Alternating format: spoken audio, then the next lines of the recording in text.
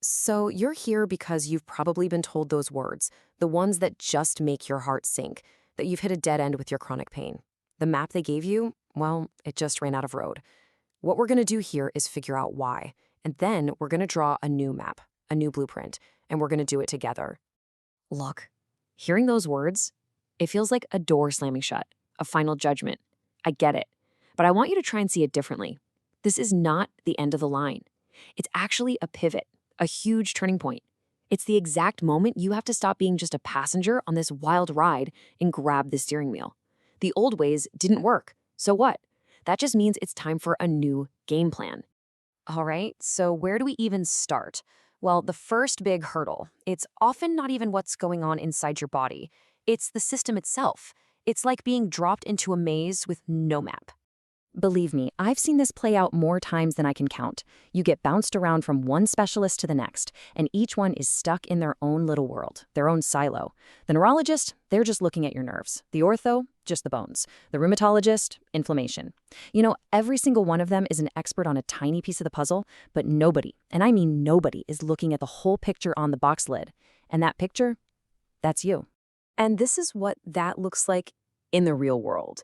You go from the back guy to the foot doctor to who knows where next. And what do you get? A stack of conflicting reports, different opinions, a handful of new prescriptions. It's just a completely disconnected, frustrating journey. You end up holding all these random puzzle pieces with no idea how they're supposed to fit together. So, what's the fix for this mess? Well, what should happen, what all the evidence points to, is a multidisciplinary team. A whole crew, doctors, surgeons, therapists, psychologists, all in the same room, metaphorically speaking, all talking to each other, all working from the same playbook. That's the dream, right? But the reality? It's really, really rare. And that gap, that chasm between the dream and the reality, that's where people fall through the cracks. Okay, so that's the outside problem, the broken system. But let's shift gears and look inside. What's actually happening in your body that's keeping this pain cycle going? And to understand that, we need to talk about something I call the broken fire alarm. First things first, and this is absolutely critical, chronic pain is not the same as acute pain. They are two totally different animals. You know, acute pain is useful. You touch a hot stove, it tells you to pull your hand back. It's a warning. But with chronic pain, that whole warning system goes haywire. The pain stops being a symptom of something else and becomes the disease itself. It literally rewires your nervous system. Now, the scientific term for this state is central sensitization. Fancy words, but what does it mean? It means your entire nervous system, your brain, your spinal cord, the whole shebang, gets wound up and stuck in high alert mode. It's become overprotective. It's like a guard dog that used to only bark at burglars, but now it barks at mail carriers, squirrels, even a leaf blowing across the yard. And that brings us back to my favorite analogy, the broken fire alarm. Your pain system is supposed to be a fire alarm. It warns you of actual danger. But with central sensitization, it's faulty. It's screaming at full blast when there's no fire at all, or maybe just a little bit of toast burning in the toaster.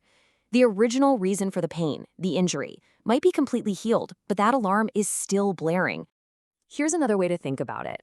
It's like the volume knob on your pain system is cranked all the way up to 11, and the knob broke off.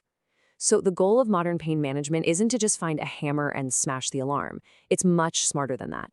It's about figuring out how to get a grip on that volume knob and slowly, carefully turn it down. We're not trying to get to silence, just a normal volume.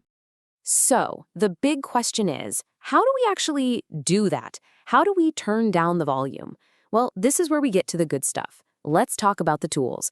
And believe me, there are a lot more proven, evidence-based tools in the toolbox than most people realize.